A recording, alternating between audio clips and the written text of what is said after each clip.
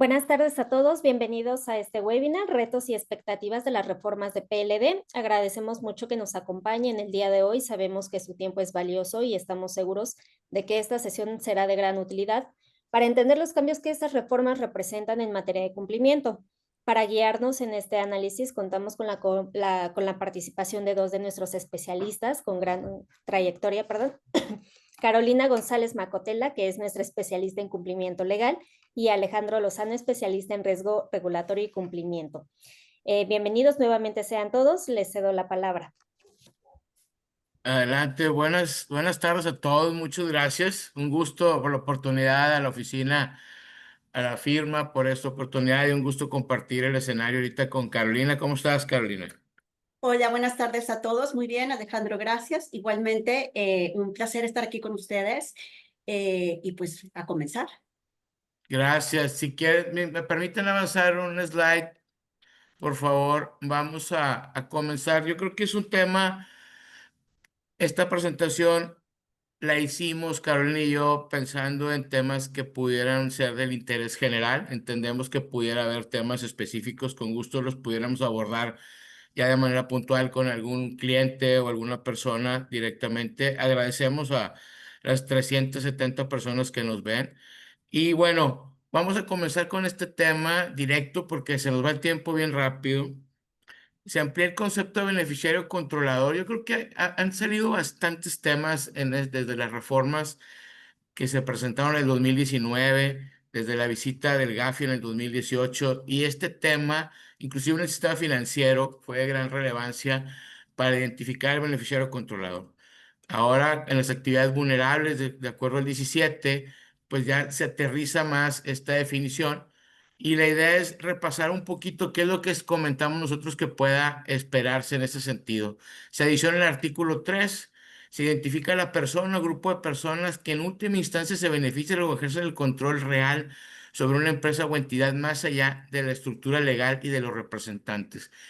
Esta parte la comentó el Gafi en el informe de evaluación mutua, donde nos comentan que nos faltaba como país entrar más al entendimiento de cómo las estructuras legales pueden ser utilizadas para el blanqueo de capitales. Esta figura, que también llamábamos beneficiario final, beneficiario controlador, etcétera, no es otra cosa que la persona física o grupo de personas que ejercen el control en una sociedad. Dentro de este tema, la ley establece dos supuestos, ¿no? ¿Quién obtiene el beneficio y quién obtiene el control? Pero es importante, como beneficio, es la persona física que obtiene este derivado de participar en la actividad vulnerable. Eso se refiere a quien finalmente disfruta, usa o se aprovecha del bien y servicio. Tanto el control es la persona física que ejerce el control efectivo. Aquí pudiéramos hablar de distintos escenarios que se van a ir presentando conforme se va constituyendo la persona moral.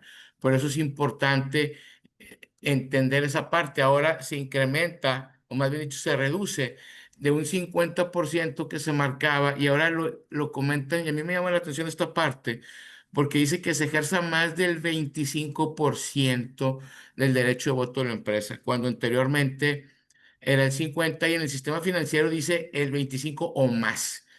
En la experiencia es muy raro que me haya tocado ver el 26%, ¿no? El 27%. Sí pasa, ¿no? Pero no tanto ese tema del más del 25%. Hay que estar atentos a esa parte y este control que tenemos que ir adelante viendo cómo lo vamos pudiendo presentar. Si me ayudas, Vicky, por favor. Dentro de esta evolución se introduce en el artículo 33 bis y el ter, donde se imponen obligaciones directas a todas las sociedades. Esto es un gran reto porque ahora todas las sociedades mercantiles tendremos que registrarnos cómo está estructurada nuestra estructura corporativa, si tengamos la obligación de una actividad vulnerable o no. ¿Sí? Debemos identificar el control y conservarlo. Toda sociedad debe saber quién es el beneficiario controlador y guardar la documentación que lo acredite. Esto complica un poquito el tema, eso es más complejo, en el sentido de decir cómo lo estructuramos. Puede haber acuerdos de socios. Sí, puedo ver acuerdos de grupos familiares, entonces todo eso será un reto que vamos a poner ahorita un par de ejemplos que tenemos para ilustrar, ¿no? Debemos de registrarnos ante un sistema electrónico que todavía tiene sus áreas de oportunidad. lo que nos deja ver muy posible el escenario gracias de que tengamos que al momento de registrarnos en ese sistema una constancia para poder de alguna manera constatar que ya de alguna manera describimos cómo está constituida nuestra empresa. Sin duda, habrá muchas maneras de establecer esta parte del beneficiario controlador. Para el sistema financiero, y seguramente sí lo harán para actividades vulnerables, te manejan distintos escenarios. A veces puede ser un accionista, a veces puede ser un presidente del consejo, a veces puede ser un grupo familiar. Entonces es importante que estemos atentos y este será uno de los grandes retos que tengamos con nuestros clientes, porque a veces, y dependiendo del tamaño de la empresa, muchas veces tenemos casos donde hay un área legal que se encarga de hacer estos análisis. Entonces tenemos que ver con nuestros abogados que también busquen en este dictamen jurídico quién verdaderamente ejerce, quién es el beneficiario controlador de este tema. Aquí ponemos un escenario, creo que esta información se la vamos a compartir para que no tengan problema. Son nombres ficticios, esperamos no afectar a nadie, pero una empresa va a adquirir un inmueble, el valor supera el umbral para ser considerada actividad vulnerable, revisar la estructura accionaria, se observa que Juan Pérez es dueño del 60% de las acciones con derecho a voto. En ese caso, el señor Pérez es el beneficiario controlador, ejerce el control directo y evidente, supera más del 25%. Aquí no tenemos mucho tema. ¿Me ayudas, Vicky, por favor? Dentro de la parte que tenemos que ver aquí, en el tema de joyas, ya lo complicamos un poquito más. Hay dos accionistas, 50% en este caso, los dos ejercen el control. Para efectos de este tema, tendríamos que identificar a las dos personas. Son el grupo de personas que ejercen el control. Esta parte se complica, imagínense, en un tema donde a lo mejor la familia tiene menos del 20%, o sea, todos tienen el 20%, 5 hermanos, nadie directamente ejerce el control, pero pudiera haber un acuerdo de accionistas o los poderes están delegados en otra persona, en un representante legal. No siempre el representante legal tiene que ser ese beneficiario controlador. Pudiera darse el caso, toda vez que la mayoría de las empresas en México son empresas familiares, pero no lo queremos marcar como una regla. Por eso es importante que tengamos que analizar, y ese es el gran reto que vemos aquí, entrar a entender jurídicamente cómo está compuesta la empresa para después de ahí poder evidenciarlo. El reto es cargar esa información de acuerdo a las reglas que nos van a publicar y luego para nosotros asegurarnos que coincidan con los temas que están presentados ahí. Muchas veces en nuestros procesos, y nos ha tocado ver en la práctica, seguimos pidiendo el acta constitutiva, ¿sí? Oye, pues ya necesitamos a veces pedir el último testimonio o si tuvo reforma. Entonces, todo esto complica un poquito más la situación, por eso es importante que vayamos complicando, digo, perdón, comentando un poquito este tema del beneficiario controlador. Caro, ¿algún comentario que me quieras ayudar? Sí, Alejandro, bueno, más que ayudarte a complementar un poquito, creo que es la palabra clave que mencionaste es analizar. Obviamente podemos estar bajo el supuesto de que es más de un beneficiario controlador.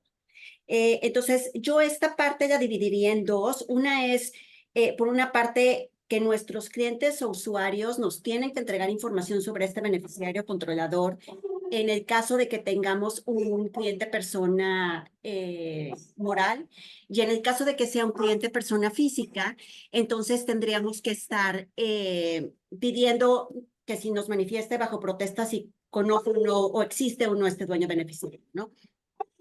Pero principalmente es esta obligación que van a tener ahora todas las personas morales, realicen o no realicen actividades vulnerables, pues de registrarse en esta lista o en esta base de datos de registros de beneficiarios finales que en varios países existen para poder identificar este beneficiario final. Y obviamente estamos ante un cambio importantísimo. Creo que es parte de la columna vertebral de estos cambios, donde ya no nos quedamos con la simple pregunta al cliente, sino que necesitamos identificar a este beneficiario final. Muchas gracias. Fíjate que es importante adicionar a lo que hemos comentado los dos. El Código Fiscal no es supletorio de la ley antilavado. Es un tema que a veces vemos que se revuelve el tema. Aquí para estos efectos no es. supletorio. Y otro tema, en el caso de las personas físicas, pues la idea es saber si realmente ellos son los dueños del dinero, ¿no? Si no te mandó a alguien a comprarlo y que sea más el check solamente de ponerle la palomita. Ya nos dijo el Gafi que ese check no cumple con el estándar.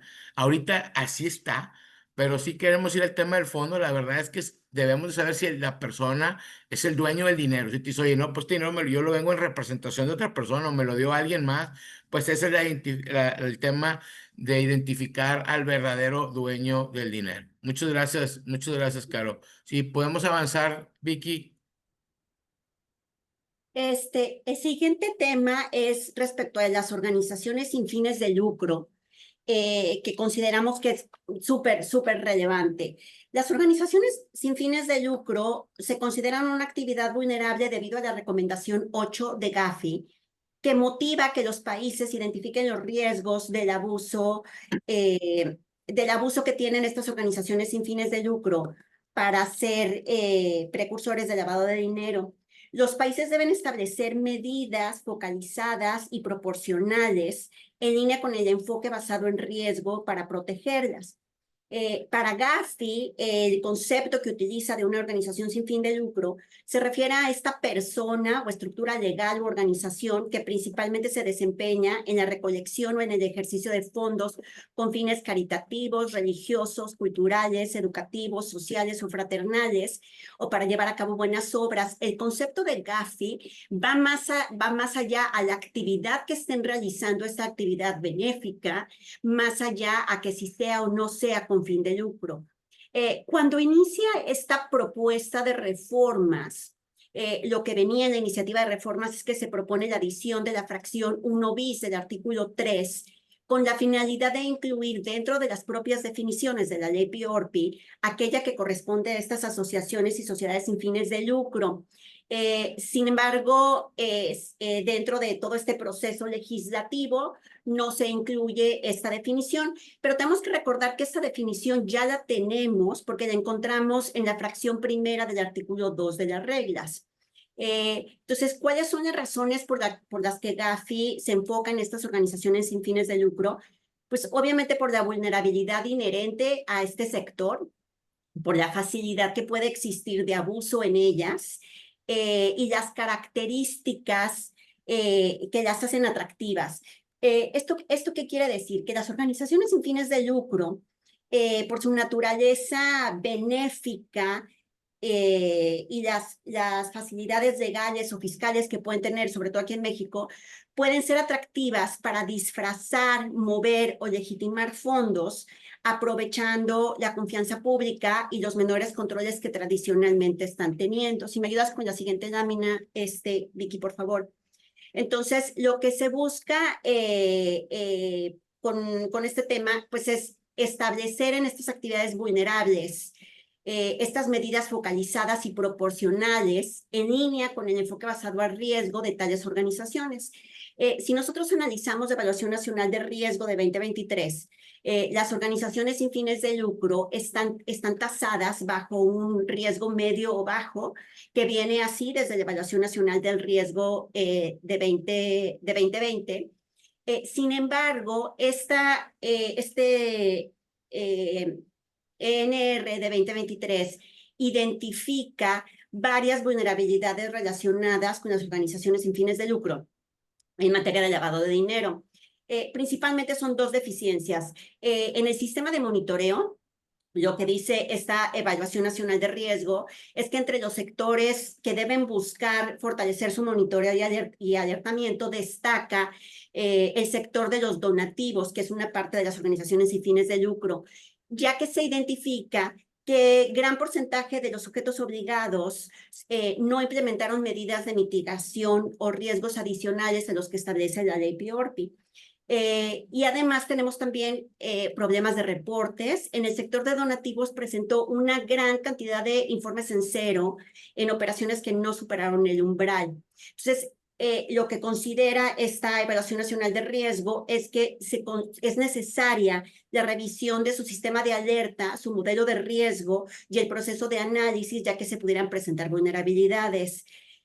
Lo que nosotros identificamos en la práctica con las organizaciones de fines de lucro que atendemos es que muchas incluso desconocen el momento en el que tienen que presentar sus avisos, cuando sí son o cuando no son vulnerables, qué sucede en el caso de que pierdan su autorización para recibir donativos. Entonces, lo que se busca es, pues, de alguna manera profesionalizar un poquito más el tema del sector de donativos para que tengan todos estos controles.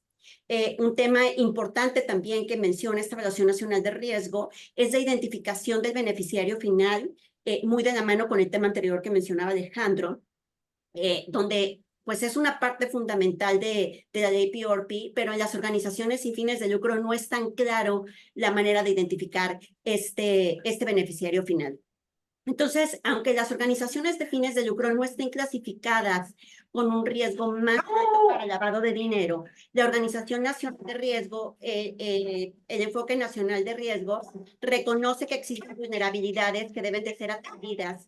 Principalmente es el tema de mejora del sistema de monitoreo, la implementación de medidas adicionales de mitigación, el fortalecimiento de la supervisión y una mayor transparencia en el uso de los recursos.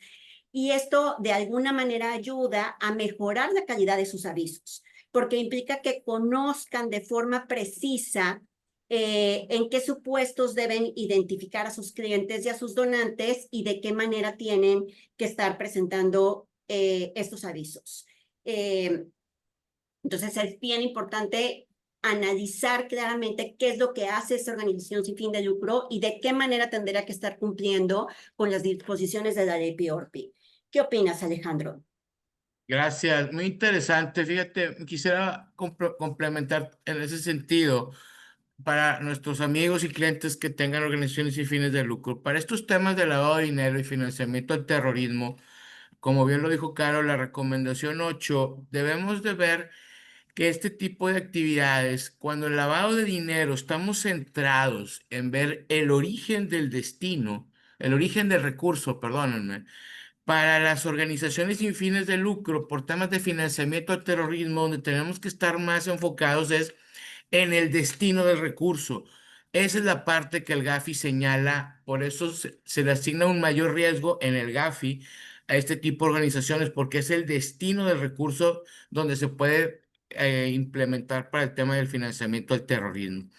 Sí es importante que veamos que de acuerdo a lo que nos comenta el Instituto Nacional de Ciencias Penales, puede haber donativos que sean de empresas formales que patrocinen actos terroristas. Entonces, no que estemos ajenos, por eso es muy importante que hagamos esta evaluación del riesgo de quién recibimos, cómo lo ejercemos y derivado de eso, implementarlo en nuestra evaluación de riesgo. Gracias, Carlos. Gracias a ti. Pero me seguiré largo, perdón, la siguiente lámina también sería sobre este tema. Vicky, por favor, y luego ya la que sigue. Y la que sigue, por favor. Gracias. En este tema, fíjense, una parte interesante también, se actualiza la definición de relación de negocios, ¿no? Antes te decía que nada más cuando hubiera una relación de negocios y hablaba de la habitualidad, ¿no? ¿Qué nos dice aquí? Aquí hay establecida de manera habitual, formal y habitual, entre quien realiza la actividad vulnerable y sus clientes y usuarios. Cito el usuario, es decir, lo pone la ley directamente, excluye ahí algunas partes de notaría, pero dice, es cliente, cualquier persona física, moral o fideicomiso que sea cliente o usuaria que celebre operaciones. La parte interesante aquí que queremos resaltar es, no, distinto al sistema financiero, no te separa cuando hay un cliente de un usuario. En el sistema financiero sí lo establece claramente. El usuario es cuando, decirlo de una manera muy sencilla, cuando la relación se extingue con la simple ejecución del acto. Yo cambio un cheque en un banco donde no tengo cuenta, yo soy un usuario. Aquí no sucede esto en el caso de esa actividad vulnerable, o al menos no hasta ahorita. Entonces, ¿qué es lo que nos deja la parte de la chamba para quienes tenemos esta actividad vulnerable? Bueno, pues tenemos que ver cuándo una operación puede ser ocasional. ¿Y cuáles son los elementos que tendemos a considerar para esto? No todas las actividades tienen clientes y no todas las actividades tienen usuarias o usuarios. Entonces, esa es la chamba que tenemos que hacer nosotros. ¿Yo qué tipo de trabajo tengo? ¿Tengo una relación contractual? ¿Tengo un cliente? Entonces, para que en base a esto, cuando hagamos nuestra evaluación de riesgo, podamos nosotros clarificarle a la autoridad esta parte. Si lo de yo tengo usuarios, porque la ejecución se termina con el acto, no hay una relación que continúe. Sí, oye, no, yo sí tengo un contrato de prestación de servicios, tengo un contrato de crédito. Aquí es donde a veces buscamos que nos digan el número mágico y realmente no hay, porque cada quien vende cosas de manera diferente, tanto en volumen como en sucursales, como en formas. Entonces, la ley no establece un número o una regla para definir qué se va a establecer como habitual. Será trabajo de nosotros, dentro de nuestra evaluación de ejercicio, de nuestro enfoque basado en riesgos, donde tenemos que evidenciar a la autoridad, de acuerdo a nuestra historia de operaciones, qué entenderemos por habitual, qué entenderemos por ocasional, ¿sí? En lugar de esas transaccional, dice, es un juicio de valor quien realiza esta actividad vulnerable basándose en este enfoque basado en riesgos, para que poder decir cualitativa y cuantitativamente cuál es el patrón de conducta que se presenta dentro de mi actividad. Igual, sigamos el ejemplo de las organizaciones sin fines de lucro. Oye, yo mando recurso al extranjero, tendré un mayor riesgo que alguien que ejerce su donativo en el país. Pues sí, posiblemente sí tengamos mayor riesgo con eso. Por eso es importante que vayamos viendo esta parte. Si me permites avanzar, por favor, Vicky, en la siguiente. Dentro de esto de la habitualidad, fíjense, es para realizar este valor y esta información se las vamos a entregar es cuál es la frecuencia, cuál es la temporalidad. Vendo relojes, cada cuándo los vendo, a quién se los vendo, qué tantos relojes, quién es la persona que más me ha comprado, cómo me lo pagan. Ese es el tema que tenemos que nosotros poner al hablar del conocimiento del cliente. Hablamos de una política de identificación y conocimiento. ¿Quiénes son las personas que me compran? Me lo paga la persona para regalárselo a alguien más. Por eso es importante que vayamos viendo todo este tema, ¿sí? El perfil del riesgo de la persona. Y fíjense, dice, se exige optar un enfoque basado en riesgo para poder decir, oye, es una persona políticamente expuesta la que me compra. Ahora ya tenemos una obligación. Es una persona extranjera. Por eso es el gran reto que al hablar de la relación de negocios, hablar de la eventualidad, la ocasionalidad con la que se trabaja, son los retos que tenemos que hacer y para eso nosotros poderle demostrar a la autoridad que tenemos un conocimiento del negocio, de nuestra actividad vulnerable y en base a eso tenemos los controles que debemos necesitar. ¿Qué opinas, Caro? Desconecté mi micrófono para que mi ayudante no opinara. Este, eh, creo que este tema de la habitualidad es básico. Creo que estas reformas, todas las que vamos a comentar en esta sesión, todas, nos llevan a una mayor estrategia, a un mayor análisis. Como bien dices, lo que es habitual para mí puede no ser habitual para ti. Entonces se requiere evidentemente un análisis del cliente, del tipo de producto.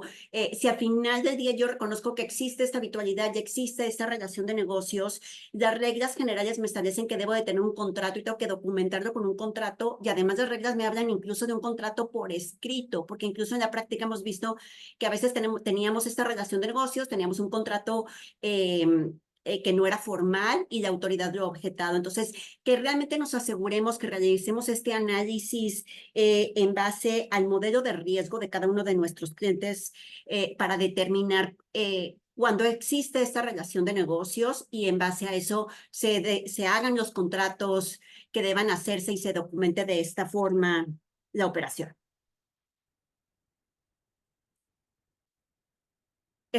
Ahora tú estás en mute. Desde el 2020 no aprende uno, ¿verdad? Chihuahua, muchas gracias. Muchas gracias. Frase 2020, estás en mute. Estás ¿Me en ayudas, mute. Vicky, con la que sigue, por favor? Que va ligado con lo que ya nos ayudó Caro ahorita, el tema del análisis. Y sí lo queremos comentar y lo platicamos, Carolina y yo. Yo creo que nuestros clientes no lo tienen que ver como que es un tema cuesta arriba. Es un tema que les podemos ayudar a que esto sea algo muy caminable, muy entendible y muy presentable para la autoridad y que se vea que hay un entendimiento del riesgo. lo vamos a ir comentando. Si me permites avanzar, Vicky, en la que sigue, yo creo que aquí se nos van dando bien los tiempos en el sentido de que, ¿qué es el tema que sigue? El sistema automatizado. Yo creo que cuando lo vimos todos en la disposición, pues todo el mundo nos asustamos, ¿no? Decir, ore, y ahora tengo que tener un sistema, tengo que gastar, tengo que implementar. Entonces, sí es importante que veamos que tenemos una responsabilidad, una actividad que debe ser, que puede ser utilizada para lavar dinero. Eso nos requiere mayor tema. Por eso debemos entender, y quisimos poner aquí algunos bullets para tener un tema de charlar con ustedes en ese sentido, de decir, bueno, ¿qué debemos entender por un perfil transaccional? Es decirte, oye, pues si yo tengo un arrendamiento, pues normalmente la renta se paga mensual, ¿no? A veces llega alguien y te la paga por un año, tengo contratos por 2 años, pero ¿qué se entenderá cuando es distinto, ¿no? Cuando me la paga una tercera persona, y de ahí lo empezamos a ver. Esa es la parte que aquí, ¿cuál es la idea de un sistema automatizado? Que nosotros tengamos definidas las reglas y los parámetros que se deberán de salir y deberemos de ponerle atención. Eso es la parte que tenemos que poner mucho detalle en ese sentido. Antes de que hubiera los temas de tecnología, ahorita que hay muchos sistemas, etcétera, lo que se usaban eran Exceles, ¿no? Un super Excel y ahí teníamos todo, íbamos monitoreando. Ya tenemos también macros, tenemos dashboards, Power BI, un montón de situaciones que de alguna manera se pueden diseñar, implementar de acuerdo a la necesidad del cliente. Obviamente, hay temas que tenemos que esperar de acuerdo a lo que nos digan las reglas y vayan publicando más adelante la autoridad, pero sí podemos ir avanzando en ir generando nuestra data para poner esto. Por experiencias con clientes que atendemos globales, hemos visto que muchas veces, y no es mal visto por los reguladores, tenemos bases de datos complejas y robustas donde manejamos de alguna manera estas alertas o estos cambios, estos identificadores. Pero ¿cuáles son los puntos que vienen atrás? Políticas de gobernanza, de cómo nos aseguramos que la calidad de la información esté bien para poder hacer frente a una visita regulatoria. Esa es la parte que también queremos poner en la mesa para discutir en ese sentido de no necesariamente tengo que gastar una millonada en un sistema para que me dé una alerta una vez al mes. Yo creo que pudiéramos hacer más cosas. Obviamente las reglas van a estar ahí a expectativas de que sean publicadas, pero sí es importante que no descartemos nosotros esas otras formas en las que podamos de alguna manera dar seguimiento a ese tema de las actividades, ¿no? Entonces, sí es importante que lo veamos. Vamos a utilizar un Excel, vamos a utilizar dashboards, otros módulos. Tenemos que tener políticas claras que nos digan cómo aseguramos que la calidad de la data esté accesible para el regulador en una visita. ¿Cómo ves, Caro? Bien, creo que aquí una de las ventajas que tiene la manera en la que está redactada la fracción décima del artículo 18 es que realmente no habla de sistemas automatizados como habla en sistema financiero, porque precisamente hay que tropicalizar un tema de actividades vulnerables donde es de alguna manera, pues no se cuenta a veces con el presupuesto o la cantidad de personas que pueden hacerse cargo de esto, ¿no? Afortunadamente, la disposición habla de mecanismos automatizados, lo que me da a mí la idea de que sí precisamente puedo llevar un Excel como sistema automatizado, o sea, como este mecanismo automatizado, donde evidentemente tendrá que hacer algo, insisto nuevamente, a la medida del cliente. Como bien dices, pues una persona que tiene solo una renta, que es un arrendamiento vulnerable, y además quien le paga este arrendamiento es una persona moral y lo tiene identificado y lo conoce y siempre le paga los días terceros del mes, pues qué cantidad de alertas puede estarme dando el sistema, ¿no? Es bien importante que nos aseguremos que este mecanismo automatizado, la información que tenga sea de calidad, como bien dices, que realmente pueda yo ir llevando este registro de las acumulaciones, entender el tema de la acumulación. Esto es, que sea amigable este mecanismo automatizado y que realmente me sirva para, de alguna manera, volver más sencilla mi cumplimiento en materia de prevención de lavado de dinero. Como bien dices, no lo tenemos que ver como cuesta arriba, sino como generarnos de estas herramientas que nos permitan llevar un mejor control de nuestra actividad vulnerable. Gracias. Si me ayudas con la siguiente lámina, por favor. Y bueno, aquí la parte de la ampliación de las actividades vulnerables, ¿no? O sea, les voy a platicar muy rápido porque como platicamos Alejandro y yo cuando empezamos a organizar este webinar, esto nos podría llevar 6 días para platicarles el tema de la reforma, ¿no? Entonces, me voy a brincar el tema de desarrollos inmobiliarios porque eso me aplica una lámina que puse especial para eso, y les voy platicando qué cambios hay de forma muy rápida. En el caso de los juegos y sorteos, se agrega como actividad vulnerable no nada más cuando se llevan a cabo con permisos, sino cuando se llevan a través de autorizaciones vigentes. Esta adecuación que hace, pues obviamente cierra un poquito gaps de interpretaciones. Como les voy a platicar, en varias de estas actividades vulnerables, lo que se busca es cerrar este gap de interpretación que podía existir en la deficiente redacción que tenía la ley. Entonces, ¿cuál es la diferencia? Bueno, pues que el permiso se otorga para la realización de un sorteo en específico y la autorización se otorga para la operación de establecimientos en los que se lleven a cabo pues estos juegos con apuesta. Entonces, se refiere a la habilitación para operar un local, etcétera. Entonces, se aclara de alguna manera que la actividad vulnerable no nada más se lleva a través de permisos, sino también con autorizaciones. En el tema de actividades de construcción, también cambia el wording de cómo estaba redactada la actividad vulnerable, donde pasa de prestar servicios de construcción a actividades de construcción, donde representa una ampliación del sujeto obligado. ¿Esto qué significa? Antes esto aplicaba a quienes prestaban estos servicios de construcción, el contratista, el subcontratista, y ahora cualquiera que desarrolle estas actividades de construcción. Entonces, por ejemplo, en ciertas estrategias, ¿no?, que existían, por ejemplo, voy a hacer una bodega, pero no la estoy construyendo, la estoy armando. Entonces, pues evidentemente lo que tratan de buscar es cerrar eso. O sea, al final del día no estás prestando un servicio de construcción, pero sí estás realizando actividades de construcción. Entonces, insisto, lo que busca la autoridad con este cambio de wording es cerrar algunos temas de interpretación que existía en la manera en la que estaba redactada la disposición.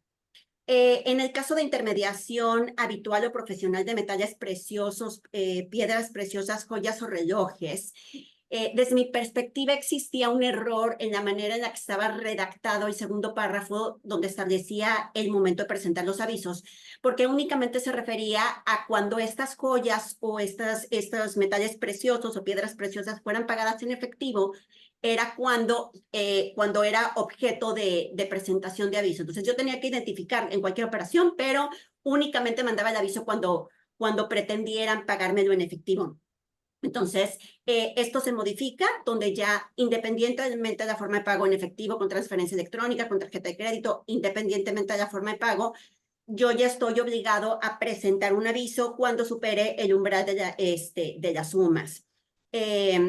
Entonces, esto obviamente corrige lo que parecía ser un error en la redacción, dado que incluso esta actividad vulnerable está considerada en esta Evaluación Nacional de Riesgos como de alto riesgo por ser susceptible al lavado de dinero. O sea, recordemos que todo este tema de los metales preciosos y las joyas preciosas, las joyas, los relojes, todo esto, pues tiene un alto nivel de liquidez, tiene una capacidad importante para transferir valor y tiene un grado de anonimato.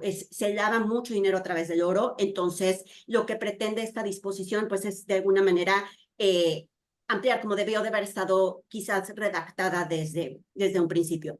En el caso de las actividades vulnerables de servicios de comercio exterior, también se agrega que se realiza a través de una agencia aduanal y no únicamente a través de un agente aduanal.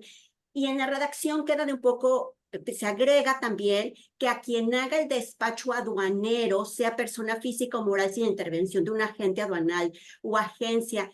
Esto creo que va a tener sus retos, porque pues tiene que publicarse de la manera en la que yo, Carolina, si quiero hacer un despacho aduanero sin necesidad de un agente o de una agencia, de qué manera voy a presentar este aviso, de qué manera me voy a dar de alta. Entonces, creo que estos nuevos sujetos obligados van a tener tienen un reto importante en cuanto a su implementación real. En el caso de los activos virtuales, también hay una reducción drástica en los umbrales, donde se multiplica la cantidad de avisos que van a ser presentados. Antes eran los 645 UMAS, ahora son 210 UMAS nada más. Entonces hay una reducción del 67% en cuanto al valor de las UMAS que ya se considera para presentación del aviso.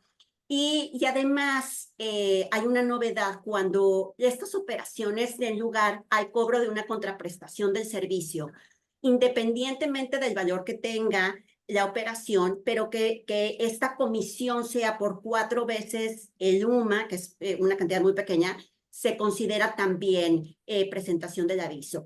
Entonces, antes únicamente se reportaban las operaciones de compra-venta, ahora se reportan también cuando tengamos este servicio de intermediación por las comisiones.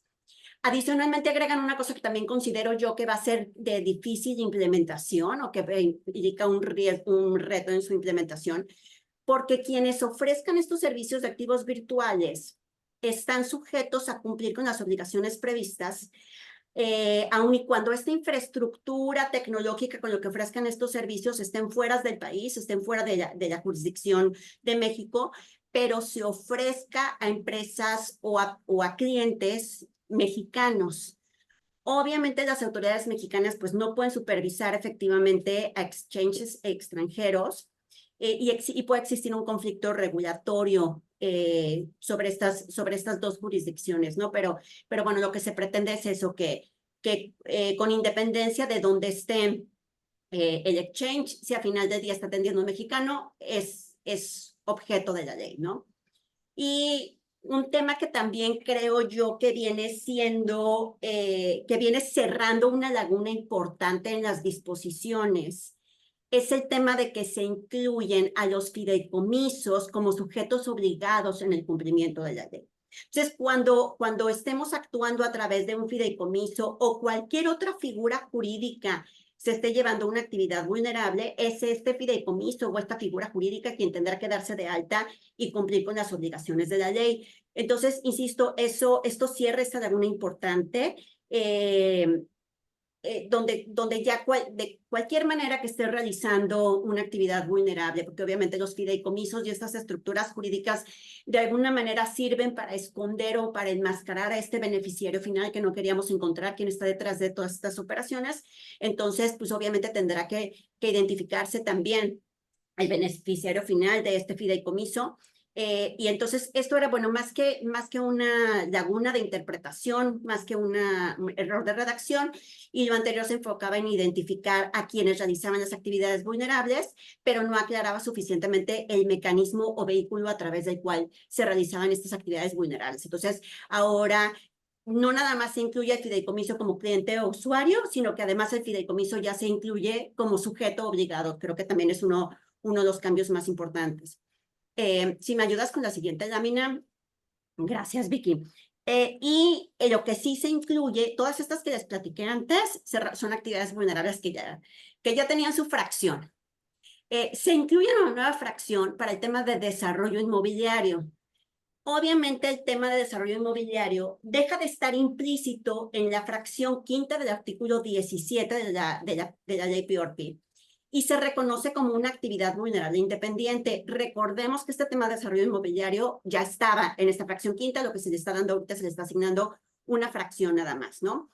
Se agrega el concepto de desarrollo inmobiliario, es el que ustedes ven en la pantalla en azul, como este proyecto para la construcción de inmuebles o fraccionamiento de lotes destinados a su venta o renta. Entonces se aclara que este es un punto importante, que si este desarrollo o este lote tiene como destino la venta o renta, entonces se considera una actividad vulnerable. Obviamente abarca todo el proceso constructivo, desde la planificación hasta la entrega final. En el caso del fraccionamiento de lotes, desde esta división de terrenos grandes, las subdivisiones, los fraccionamientos, etcétera. Otra parte importante de esto es que cuando vemos la manera en la que está redactada la fracción 5 bis, quita la parte de habitual y profesional que encontramos en la mayoría de las actividades vulnerables, lo que puede implicar que con que yo haga una sola operación ya se considera una actividad vulnerable, porque no caigo en este tema de que sea profesional o de que sea habitual por la manera en la que quedó redactada la disposición. Entonces, esto es lo que sucede con el tema del desarrollo inmobiliario. Recordemos que la Evaluación Nacional de Riesgos de 2023 establecía que el desarrollo inmobiliario está clasificado como un riesgo medio-bajo para lavado de dinero, lo que indica que existe un riesgo, pero obviamente este es manejable con las medidas preventivas. Un reto importante que queda como que esta laguna es que actualmente presentamos los avisos de desarrollo inmobiliario pues conforme a la fracción 5, es decir, ahí está colgada, conforme al anexo 5B, que depende de la fracción 5 de la ley anterior, no del 5 bis. Entonces, es algo ahí que tendría que ajustar la autoridad.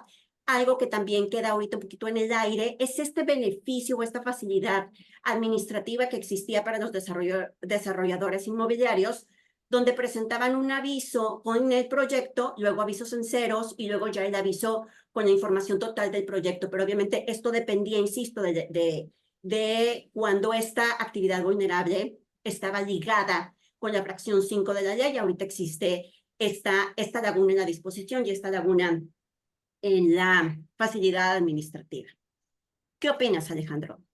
Gracias, bien interesante. Yo lo que quiero recomendarle a los clientes es que revisemos cómo hacemos el negocio, ¿sí? Nos hemos dado cuenta de actividades que de repente, por ejemplo, me dicen, oye, la tesorería es una actividad vulnerable. Ahorita nos preguntaban, oye, un despacho de arquitectos es una actividad vulnerable. Pues directamente así se entendería que no, ¿verdad? Pero ¿cómo lo llevamos, no? Nos ha tocado casos donde dicen llevar un factoraje donde no llevan un factoraje.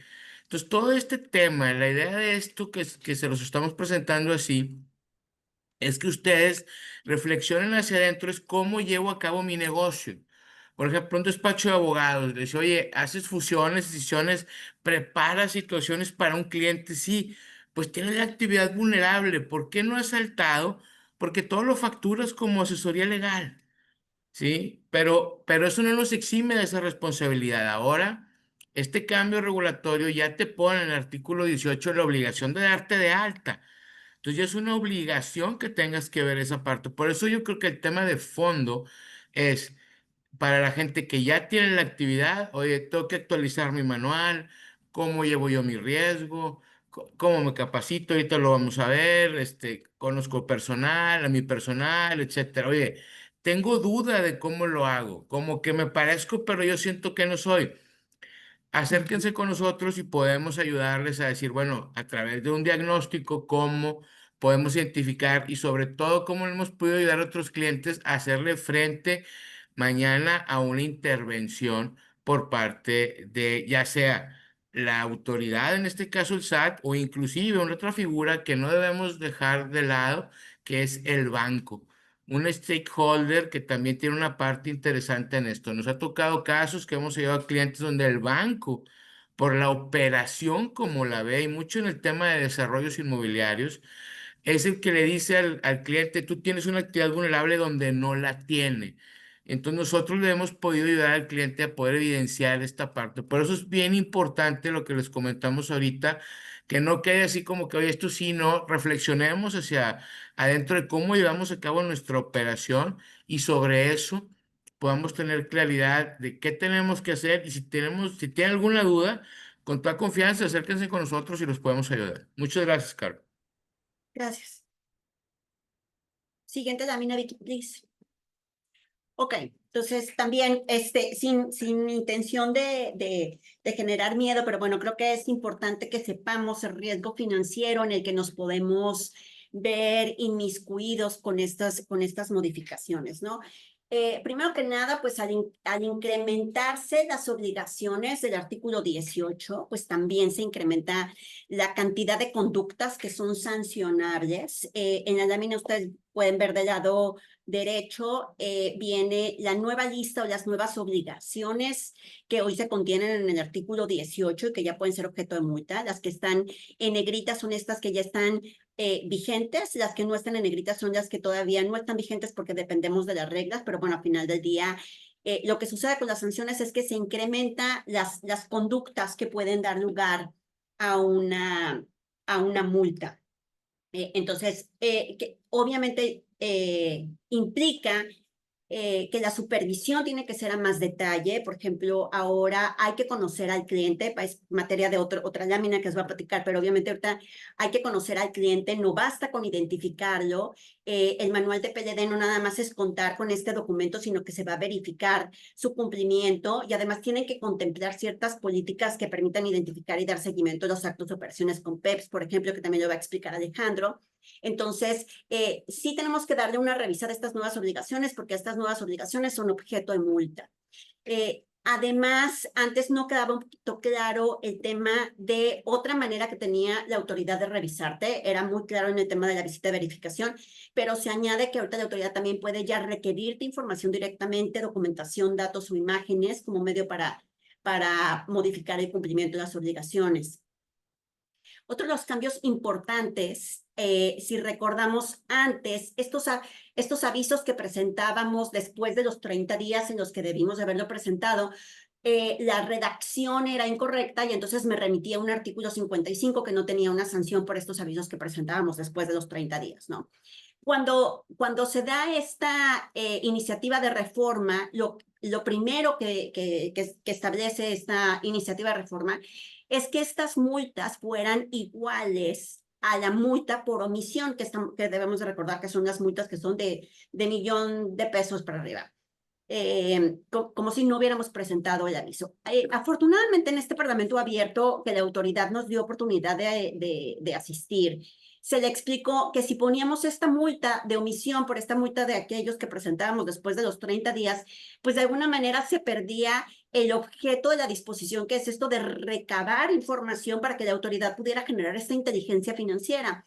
Entonces, si al final del día me vas a sancionar igual si te presento el aviso, así no te lo presento nunca, pues no se cumple con esta finalidad de que la autoridad obtenga esta información. Entonces, al final del día quedaba en lo mismo, ¿no? Entonces, se modifica, queda con muchas áreas de oportunidad la redacción del párrafo. Creo yo que pudiese incluso haber algunas cuestiones de litigio en el caso de que fuera necesario, por la manera en la que queda redactada la disposición y sobre todo por un tema de aplicación estricta de las normas que imponen sanciones, ¿no?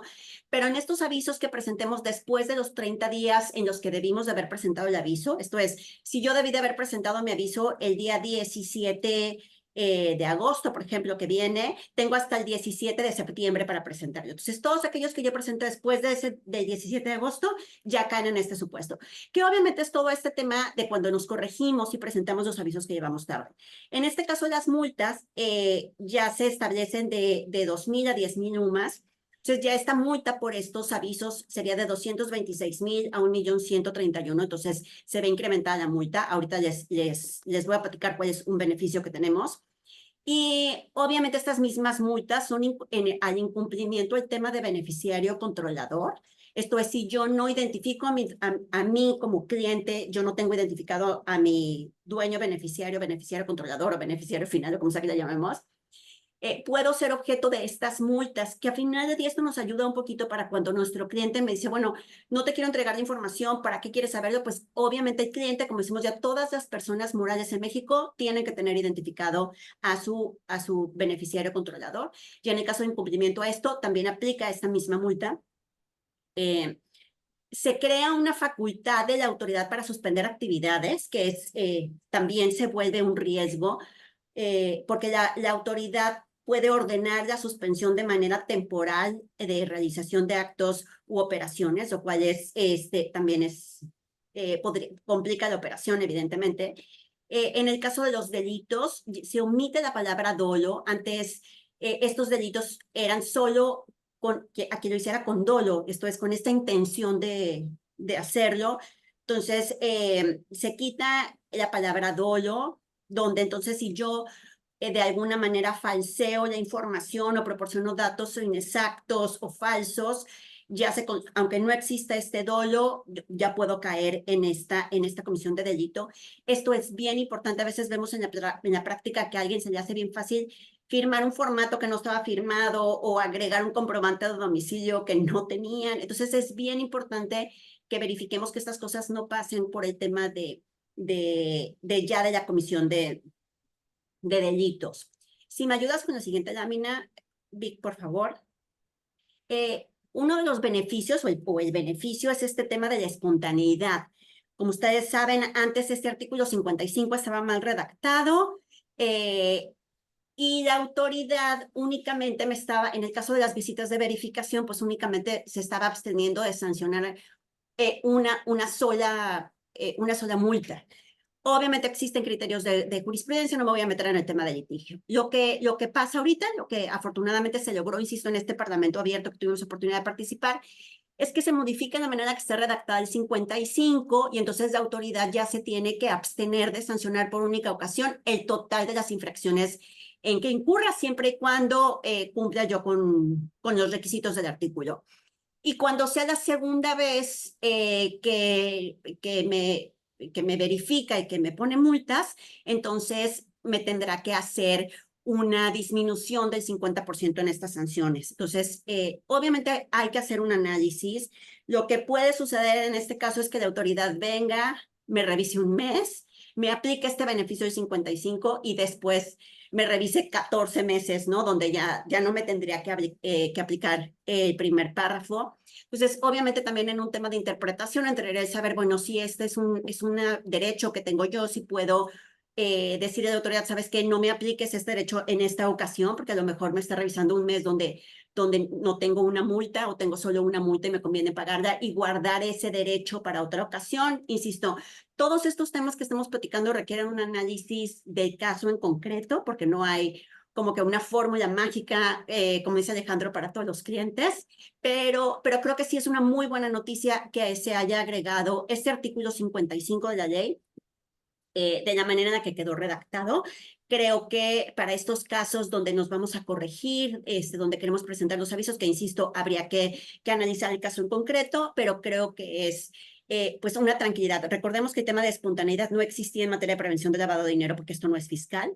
Entonces, con este artículo, pues de alguna manera se está reconociendo esta espontaneidad. ¿Qué opinas, Alejandro? Muchas gracias. Súper interesante lo que comentas y tratando de sumar a lo que nos has mencionado, Caro. Primero quiero agradecer a las personas que nos están dejando sus comentarios. Muchas gracias. Los iremos contestando conforme vayamos pudiendo. La persona que nos pregunta del manual, sí hay que actualizar el manual con los supuestos sin problema.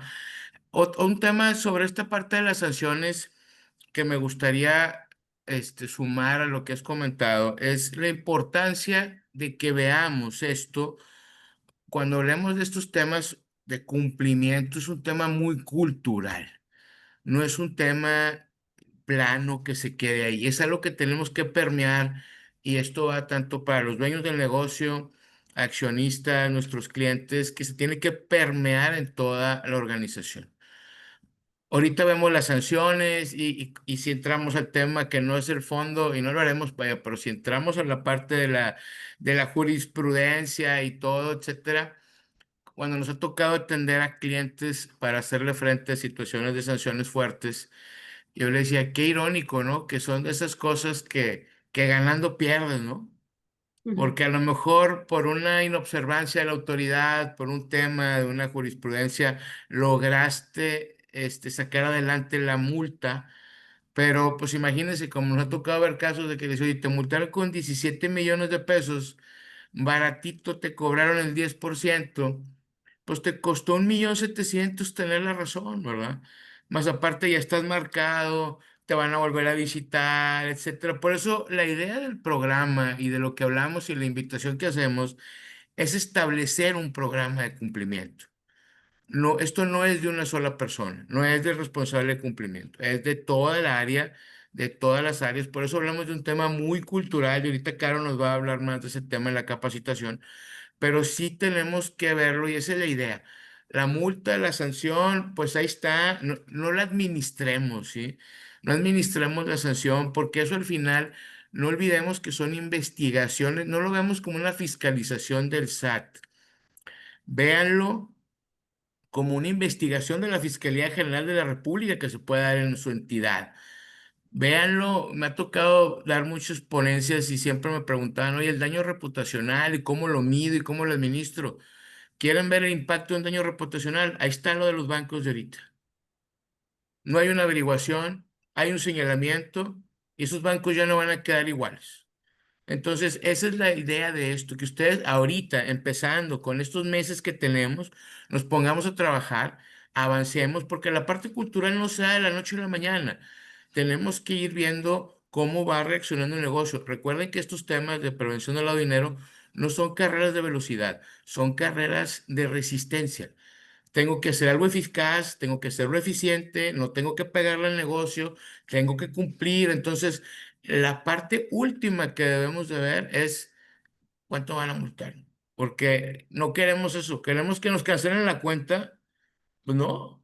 Queremos que nos señale la autoridad, oye, otra visita de seguimiento, no quiero. Entonces, esa es la idea que lo diseñamos esta plática para que los dueños del negocio que nos escuchen, los administradores, los mismos colaboradores, oye, esto es algo que es una chamba de todos, ¿no? Muchas gracias, Carlos. Sí, seguimos con la siguiente lámina. Ah, pues me toca a mí, ¿verdad? Te toca a ti. Bueno, otra vez, muchas gracias, Carlos. Entonces, bueno, seguimos con este tema nuevo aquí. El tema de los PEPs, ¿no? Y lo quiero separar en la parte financiera y la parte no financiera. No le voy a meter mucho tiempo a la parte financiera, nada más quiero comentarles, para los que quieran entrar un poquito más en el estudio de este tema, hay una guía del GAFI del 2012, o sea, fíjense, no es nueva, es del 2012, donde nos dice el GAFI que ellos lo que ellos recomiendan que hagamos, ¿sí?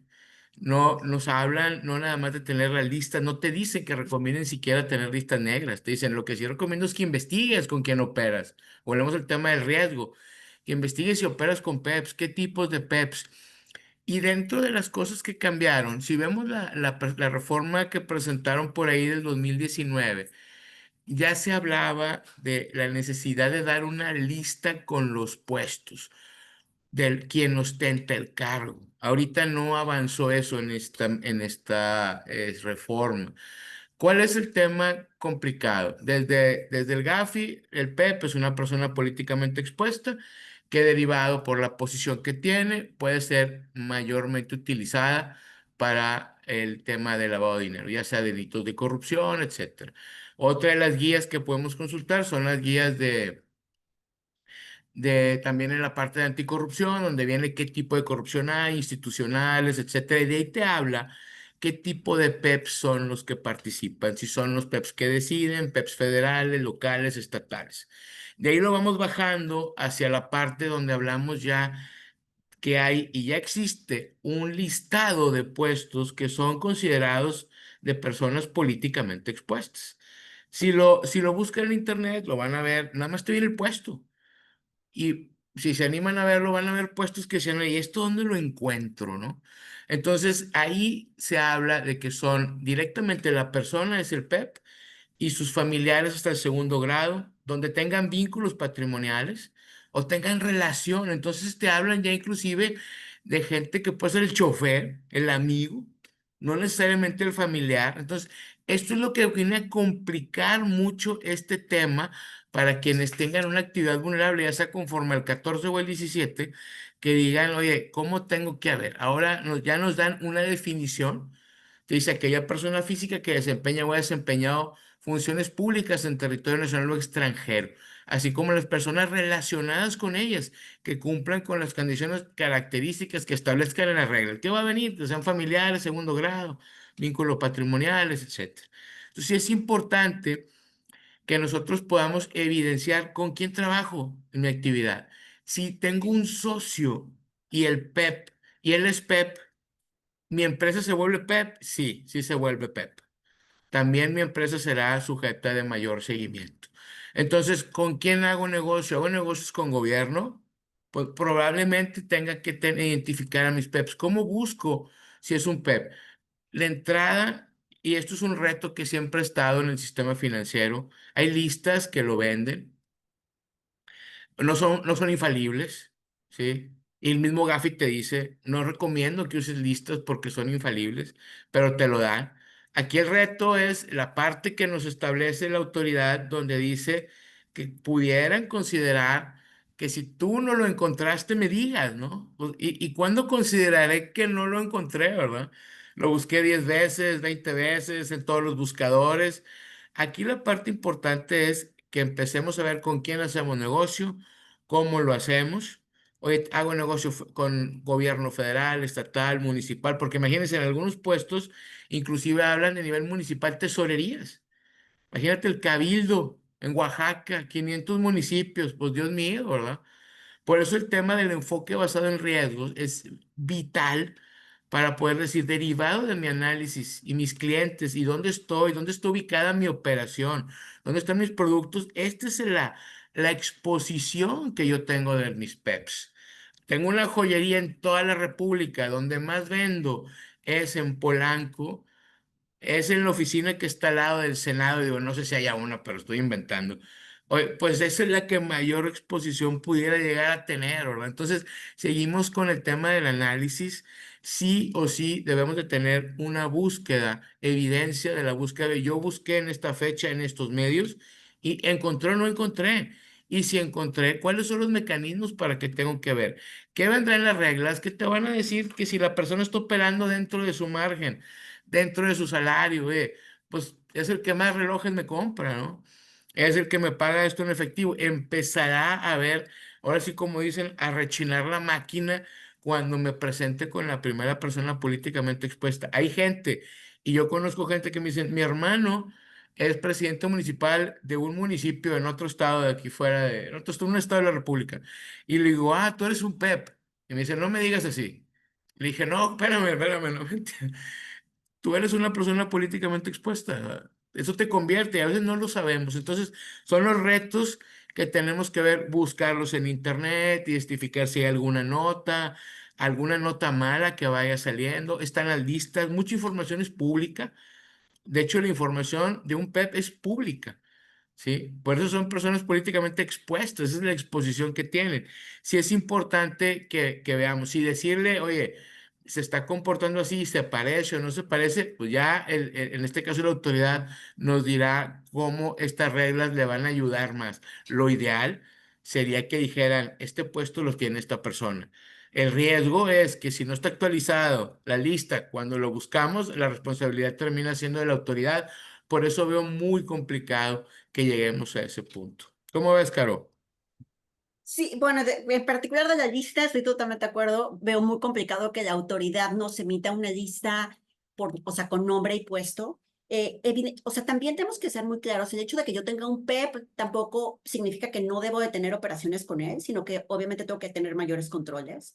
Como bien dice Alejandro, este tema de los PEPs viene en guías que había publicado la autoridad, que deberíamos de haber ido implementando como mejores prácticas. Lo que estamos llevando ahorita ya es un tema de la ley. Incluso las visitas de verificación era uno de los temas que la autoridad estaba revisando.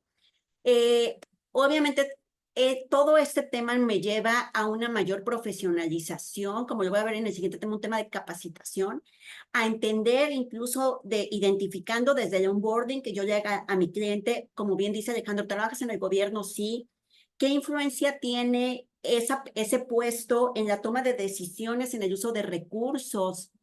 Porque este tema de que sea persona políticamente expuesta tiene que ver en que su puesto tenga esta influencia. El ejemplo, por ejemplo, que decía Alejandro del chofer, si el chofer me está comprando un reloj de 3 millones de pesos como chofer de un PEP, pues evidentemente estamos ahí escondiendo quién es el beneficiario final del reloj. Entonces, obviamente que todo se tiene que ir armando, todo se va estructurando. Tengo que entender quién es el beneficiario final, tengo que entender mi operación con PEP, tengo que saber realmente por qué está haciendo la operación conmigo, cuáles son sus recursos. Entonces, insisto, estas nuevas reglas en el cumplimiento en tema de PRP me lleva a más estrategia, a más especialización, a más análisis. Ya no es tanto un cumplimiento de papel, sino obviamente un tema de análisis de cada uno de los clientes, ¿no? Esperamos a ver qué viene y dicen las reglas todavía no están escritas, obviamente las tienen que tropicalizar a un tema de actividades vulnerables, pero tenemos que esperar a que dicen las reglas, pero tenemos que irnos preparando, tenemos que conocer a nuestro cliente y saber si es persona políticamente expuesta y de dónde vienen sus recursos y a qué se dedica, etcétera, etcétera. Si me ayudas con la siguiente lámina, por favor, gracias. Y un tema, bueno, importantísimo, que de verdad yo creo que esta es la columna vertebral de todo este tema de cumplimiento, es la capacitación. Se agrega una fracción para establecer como obligación desarrollar estos procesos de selección que Alejandro nos va a platicar a continuación, así como adoptar programas de capacitación anuales dirigidos a quienes integran el órgano de administración, a las personas directivas, a las personas representantes encargadas de cumplimiento y a todos los empleados o empleadas que tengan una relación directa con los clientes o usuarios. Esto es, tanto la parte directiva como la parte operativa tiene que tener esta capacitación, siempre y cuando estén en relación con la actividad vulnerable, con los clientes o usuarios. Obviamente que tiene que tener esta capacitación, bueno, pues la difusión de la ley, su normativa secundaria, obviamente el manual de políticas internas, estamos esperando todavía las reglas de carácter general que emite la Secretaría, pero evidentemente esta capacitación tiene que ser de alta calidad y tiene que ser referida a los riesgos, tiene que ser obligatoria, personalizada, efectiva, debe de contar con test, debe de tener un sistema de sanciones por incumplimiento. Lo que nos pasa muchas veces en la capacitación es que estamos nosotros dando la capacitación y el funcionario está dormido, está revisando su celular, está viendo cosas que, bueno, parecieran más importantes, pero al final del día requiero que mis empleados pasen estos cursos, que realmente conozcan cuál es el riesgo, que realmente sepan lo que tienen que hacer. Es muy relevante porque tienen que involucrarse todos los niveles de la organización, tanto los directivos como los operativos. Me sucede también a veces que el encargado de cumplimiento nunca entra a la capacitación, no sabe de qué va el tema. Entonces, tiene que ir dirigido, tengo que tener este programa de capacitación que es anual, que no significa que lo dé una vez al año, sino que yo contemple en un año calendario cómo voy a estar dando estas capacitaciones, cómo voy a estar viendo de acuerdo a estos test, qué temas necesitan ser reforzados para poder cumplir con esto. Y obviamente esta capacitación tiene que sensibilizar a la dirección y a la operación en temas relacionados, insisto, con el riesgo, las señales de alerta de cada uno de los procesos, incluir tanto el proceso como el riesgo, porque no basta con tener políticas. Obviamente tengo que cumplir esas políticas, tengo que entenderlas, revisarlas, exigir que se respeten para que, insisto, este cumplimiento sea efectivo. Entonces, obviamente forma también parte del enfoque basado en riesgos que yo voy a tener. Uno de los pasos de este enfoque basado en riesgos es el capacitar al personal sobre los riesgos identificados. Entonces, esta reforma, en particular el tema de capacitación, insisto, viene a ser un cambio fundamental. Como decía Alejandro hace un momento, el cumplimiento ya no es responsabilidad de una sola persona, sino que tiene que permear a toda la estructura organizacional. Tiene que haber un cambio en la conciencia de la empresa, donde todos estén involucrados. Donde no nada más el encargado de cumplimiento o la persona que presenta los avisos, la que vaya a la capacitación. Sí, efectivamente hay un riesgo, un reto en cuanto a la implementación. Tengo que ver qué profundidad técnica se requiere a cada nivel jerárquico. Desde mi perspectiva, tendría que mejorar incluso las soft skills de mi personal, que esto tendría que formar parte de la capacitación. Cómo, por ejemplo, una persona de ventas logra obtener toda la información y todo el conocimiento del cliente sin que el cliente se sienta, no sé, que le estoy haciendo demasiadas preguntas obviamente el tema de protección de datos tiene también que ver con el tema de esta obtención de la información del conocimiento del cliente, pero esto es que el cliente no sienta que estoy haciendo un escrutinio fuera de lugar sobre él mismo, pero que sí lo conozca. Por ejemplo, cuando atendemos agencias de autos y me toca dar estas capacitaciones, yo le decía a la persona de operaciones, desde que entra la persona tú le vas preguntando, si su carro lo va a pagar en efectivo, si va a hacer una transferencia, si va a pedir un préstamo, a qué se dedica. O sea, tenemos que ir generando esta capacitación para que quienes van a obtener esta información, insisto, sepan los riesgos, sepan ir identificando estos riesgos y sepan ir aplicando todas las políticas y procedimientos. Entonces, esto es en el tema de capacitación. ¿Qué opinas, Alejandro? Fíjate que muy bien lo que comentas. La parte que me gustaría sumar aquí y es un tema que no viene directamente en la regulación, pero sí se necesita el tema de la difusión. ¿Cómo mantenemos el tema vivo durante el año? Ojo con nuestros clientes. La idea no es que estemos gastando en capacitaciones por gastar. Sí, sí es importante, ok, decimos calidad y todo, pero a veces yo creo que el primero es hacer un diagnóstico de necesidades, ¿no? ¿Qué me falta aprender? ¿Dónde me duele? Cuando nosotros damos las capacitaciones a nuestros clientes, lo primero que hacemos es, le hacemos un diagnóstico de cómo están, qué les ha dolido en el año y en base a eso diseñamos el tema específico para ellos, porque si no, pues van a contratar a otra persona y va a empezar otra vez con qué es lavado de dinero y el GAFI. Y dices, yo sigo teniendo broncas con esto y no lo aterrizamos. Por eso es importante ese diagnóstico de capacitación y esa difusión durante el año, que el cliente y el cliente, el empleado, los stakeholders, durante el año vean que es una práctica implementada. No es una vez al año alguien que viene y nos lo contratamos para que nos dé un monólogo. Oye, esto sí se puede hacer, esto no se puede hacer. Si ves esto, avísanos. No te metas tú en problemas. No es bronca de la empresa, no es tú. Acuérdate que al final aquí puede haber una averiguación previa, hay una carpeta de investigación donde te dicen, van a buscar personas, no van a buscar a la empresa. Entonces, viene a ver, en el tema de las áreas especializadas de la empresa, ¿qué hemos visto en la experiencia? La rotación. Tenemos que tener muy claro cuándo entra la rotación, qué tanto personal nuevo contrato, los tiempos en los que debo dar esa capacitación, porque a veces hacemos un gran esfuerzo, lo que lo dije ahorita, tengo una carrera de velocidad, ya capacité, y ya se les olvidó a todo el mundo en una semana y los estresé a todos y adiós. Entonces sí es importante la palabra que no se nos olvide, difusión. Gracias a los que nos están escribiendo, hay muchos temas que no vamos a poder contestar. Otros de los que mandan vienen más adelante, ahorita vamos a ir viendo, pero si me ayudas, Vicky, con la que sigue, selección de personal, tema nuevo que viene aquí. Ya nos obliga la ley a partir de la reforma. Todas las obligaciones, acuérdense, y aplican al día siguiente de la publicación de la ley, salvo las que estén consideradas a la publicación de las reglas. Entonces, aquí nos dice que tenemos que desarrollar procesos de selección de personal. Fíjense, una casa de cambio, yo tengo viendo el tema de prevención del lavado de dinero desde 2006 y 20 años, ya más de 20 años en el sistema financiero, y me ha tocado ver casos directamente de lavado de dinero. Entonces, uno de estos fue una casa de cambio donde la persona, a través de esa casa de cambio, se compraron 5 avionetas, ya no vamos a decir para quién, tampoco es publicidad, pero llegó la autoridad, reventó la casa de cambio, cerraron todo.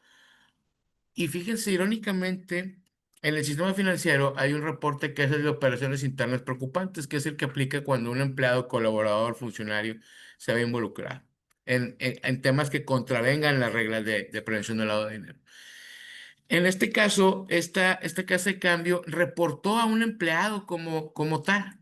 Lo reporta porque estaba vulnerando, oye, pues diríamos palomita, ¿no? Para la empresa. Pues sí, el problema no fue que lo reportó, el problema fue que lo volvió a contratar. ¿Y quiénes fueron a dar a la cárcel? Pues todos, los dueños, el oficial de cumplimiento, todos. Entonces, por eso es importante esta parte de incluir, ya lo hacemos, a lo mejor dices, ya lo identifico, ok, ¿qué le pregunto? ¿Cómo me aseguro de la honorabilidad de la persona? Lo busco en algunas listas, hago una búsqueda abierta, le hago un antidoping. ¿Cuáles serán los elementos que debo de tener? Ya nos pasó con un cliente que es un tema de otra historia, pero fíjense, una empresa de segunda generación, cambio de director, el fundador ya había dicho, de aquí no contraten empleados nuevos, prefiero hacer los nuevos. Entra un nuevo director, contratan gente, empieza a presionar a los recursos humanos para que contrate gente y contratan gente de la delincuencia organizada. Se les hizo un problemón adentro de la empresa. ¿Por qué? Porque ya tenías gente que estaba en contra de ese tema. Recuerden, bien importante, una sola, una sola actividad, una sola alerta no hace lavado de dinero. Dentro de una empresa tenemos que ver una suma de factores que dan como consecuencia que nos estén utilizando como un medio para lavar dinero. Uno de esos es el personal. Por eso la capacitación y la selección es bien importante, porque si no controlo esto, yo puedo tener la mejor política, la epístola de Melchor Ocampo de manual, un sistema brutal, pero nadie lo va a hacer, se lo van a brincar. ¿Por qué? Porque están puestos de acuerdo varias personas. Por eso es muy importante esta parte nueva de selección de personal que tenemos que aparecer ya, ya. ¿Dónde viven? ¿Cómo se llaman? ¿Qué hacen? Etcétera. Definamos buros de crédito, cómo están apalancados, tienen alguna adicción o no. Todo eso, recuerden que para temas de lavado de dinero, corrupción y delincuencia organizada, seguramente será explotado por ellos para poder llegar a tener un control de las personas y que ellos mismos también dentro de esa selección sepan dónde pueden presentar alguna inconsistencia o si se sienten vulnerados como personas en respecto a su integridad. Muchas gracias. Y adelante, Carlos. Gracias. Te falta una lámina. Ah, me faltaba esta, perdóname. Sí, Bueno, ya lo dijiste, digo, pero en ese tema, ¿no? Evaluación, integridad, bueno, para que vean que sí les repasamos la presentación, nada más que nos aceleramos. Aquí se los dejamos con mucho gusto. No quiere decir que sea todo, pero creo que es algo básico que pueden ir teniendo un palomazo para que lo puedan hacer. Pero adelante, Caro, por favor.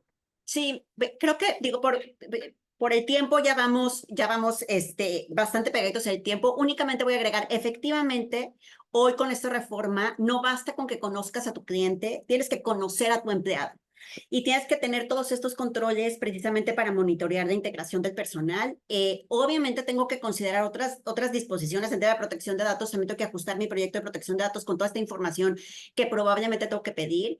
Y obviamente tengo que identificar qué personas son las que participan y en qué momento participan para aplicar de estos controles de selección de personal. Esto es, aquellas personas que realmente no tienen nada que ver con la operación, con la actividad vulnerable, pues quizás disminuye los controles. O sea, todo esto lo tengo que hacer el caso concreto, insisto, no hay una fórmula, sino cada empresa hay que identificar qué tipos de controles tengo que tener para estos colaboradores, ¿no? Y bueno, me voy rapidito, otra de las cosas que se agrega a la ley es este tema de la auditoría, se agrega la fracción 11ª del artículo 18. Este tema de la auditoría también no está todavía vigente, tenemos que esperar las reglas de carácter general, pero establece una obligación que desde mi perspectiva es transformadora, porque me implica llevar a cabo revisiones anuales mediante auditoría interna o externa, independientemente, para evaluar, o sea, puede ser interna o externa de forma independiente, para evaluar y dictaminar la efectividad del cumplimiento de las disposiciones de la ley PRP. Este tema de auditoría también viene a mi cabeza el tema del enfoque basado en riesgos, porque efectivamente uno de los pasos es pues que yo lleve este monitoreo y actualización continua, de lo cual pues es una revisión periódica de la evaluación. Esta auditoría ya no sería en cuanto a, bueno, si mi aviso está bien presentado o mal presentado, obviamente tendría que ver con eso, pero también tengo que evaluar en esta auditoría si los controles que yo puse están siendo efectivos para evitar ser utilizado por un tema de lavado de dinero, si conozco mi riesgo y si mis controles que yo puse están dirigidos con ese riesgo.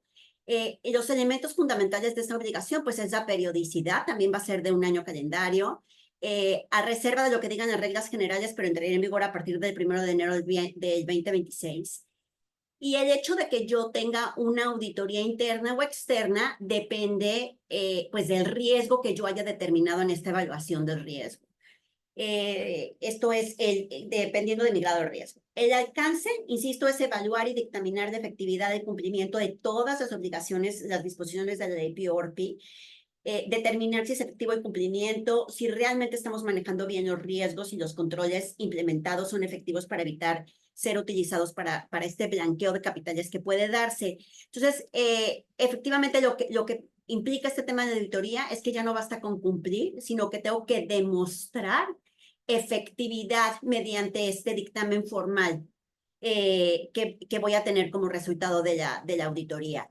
El grado de riesgo, insisto, lo voy a determinar conforme a mi evaluación, mi enfoque basado en riesgos, que de alguna manera está relacionada con la evaluación nacional de riesgo.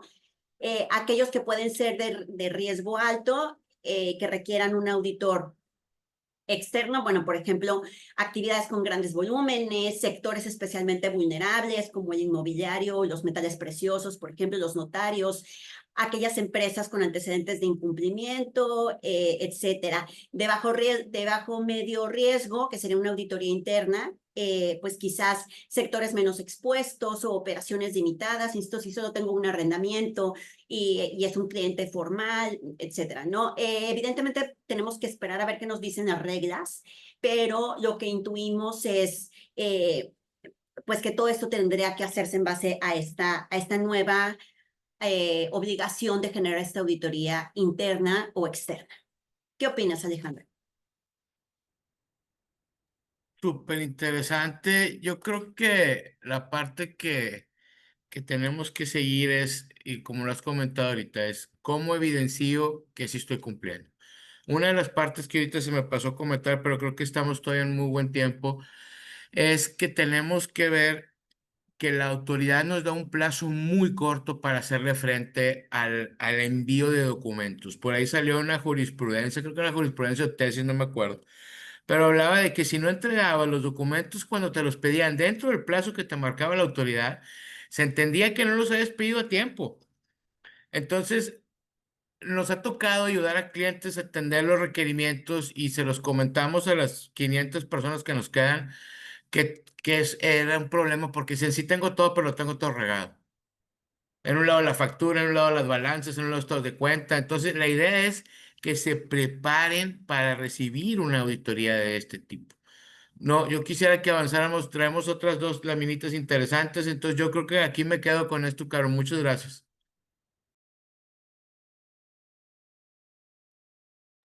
Mute, estás en mute, mute, mute, mute, mute. No. Ah, Si ¿verdad? me Se siente ayudas, bien por favor. gacho. Sí, perdón, está uno hablando aquí en braille. Gracias. Obviamente otras consideraciones importantes que tenemos que hacer de esta reforma.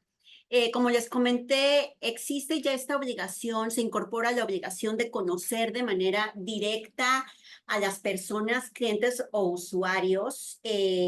Esto es súper importante. Las disposiciones anteriores establecían que había que identificar a mi cliente.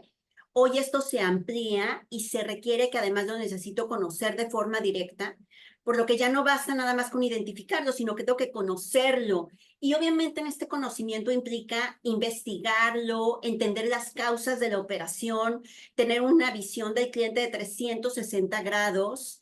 Insisto, conocer si tiene este beneficiario final, a qué se dedica mi cliente, o sea, conocer a mi cliente, conocerlo de forma directa. Esto obviamente debe derivar en una nueva cultura organizacional que permita realizar esto. Ahora bien, para lograr conocer a mi cliente, como explicaba con antelación, la capacitación es básica. El tener todos los controles y las herramientas para poder conocer a este cliente o identificarlo.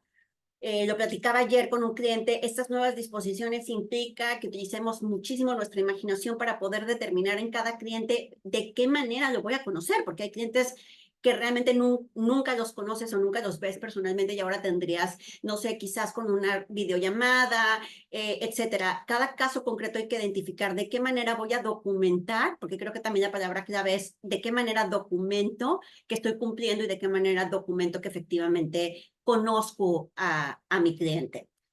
Otra de las partes importantes que quiero mencionar muy rápido es la parte de la recepción de efectivo.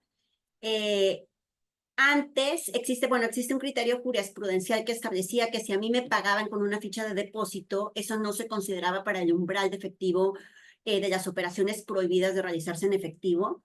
se hace una modificación en la redacción del artículo 32, donde se considera que es efectivo aun y cuando el pago se realice en efectivo por medio de una entidad financiera. Entonces ahora, aun y cuando lleguen con una ficha de depósito que mi cliente fue a depositar directamente al banco, aun y cuando el banco tuviese que identificar esa recepción de efectivo, pero yo también lo tengo que considerar dentro de mi umbral de efectivo. Recordemos que el tema de recepción del efectivo son para ciertas actividades vulnerables y son operaciones prohibidas de realizar en efectivo. Otra de los cambios también importantes que yo veo es este tema de los avisos, donde se establece, obviamente que estoy obligado a presentar avisos, pero además estoy obligada a presentar avisos por operaciones que considero sospechosas, aun y cuando no llegue yo a realizar la operación. Entonces, esta parte también es bien importante. Tengo que tener la capacitación precisa, insisto, para saber cuánto tendría yo que presentar un aviso de 24 horas y contar con todos los mecanismos para poder cumplir con esta obligación de presentación de avisos de 24 horas. Si me ayudas con la siguiente lámina, por favor. Otra parte importante es que se amplía a 10 años la obligación para mantener y resguardar la información de operaciones y el soporte de los avisos. Aquí es importante que la reforma no únicamente duplica el plazo, porque antes eran 5 años y ahora son 10, sino que en esta información que yo tengo que mantener durante 10 años, tengo que incluir el registro para reconstrucción de operaciones. Esto es, además del expediente único de mi cliente, tengo que conservar estos registros que permitan reconstruir las operaciones individuales. Obviamente lo que se busca es identificar la trazabilidad del dinero, identificar de forma precisa el proveedor de recursos. Debería de guardar también durante 10 años la correspondencia comercial, que a final de día me permita demostrarle a la autoridad cómo tuve yo contacto con el cliente a través de esta correspondencia comercial. Aquí también quiero hacer mucho énfasis en el tema de la capacitación, porque a veces para no dejar en un correo electrónico lo que no deberíamos entregarle a la autoridad. Entonces, obviamente tengo que tener todos estos protocolos para saber qué es lo que yo estoy conservando y qué es lo que sí debería de estar en esta correspondencia comercial. Y recordemos además que el guardar esta información implica custodiarla, protegerla y evitar su destrucción o ocultamiento. Entonces, tengo que tener sistemas que me permitan protocolos de resguardo e integridad de la información. Entonces, aquí el seguimiento y la capacitación son claves para poder llegar a este tema de resguardar y proteger mi información. No sé qué opinas, Alejandro.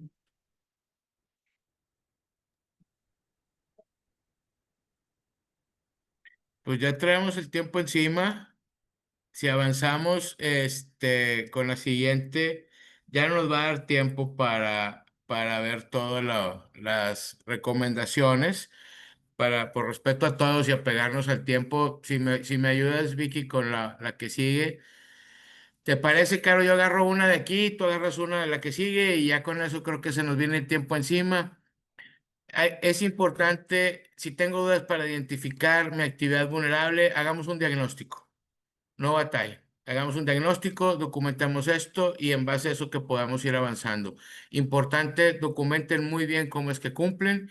La metodología basada en riesgos, productos, canales de distribución, áreas geográficas y clientes. Son las 4 cosas que tienen que manejar, identificar probabilidad de impacto, mitigantes y controles y con eso salimos adelante. ¿Estás en mute? Van dos. Llevo dos, uno, dos, una. Siguiente lámina, por favor. Obviamente, me conviene comprar un manual ya hecho. Consideramos que no. Obviamente, el manual tiene que estar a medida de la organización.